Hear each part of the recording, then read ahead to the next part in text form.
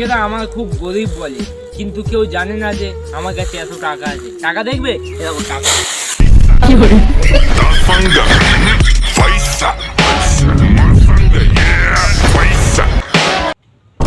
সব মেয়েকে দেখি তারা পরী হতে চায়, কিন্তু আজ পর্যন্ত কোনো ছেলেকে দেখলাম না যে সে জিন হতে চায়।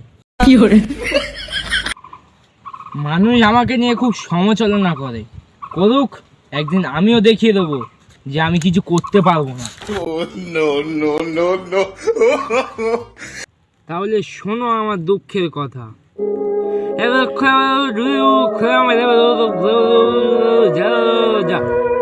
আমি জানি সেটা তোমরা কিছু বুঝতেই পারবে না।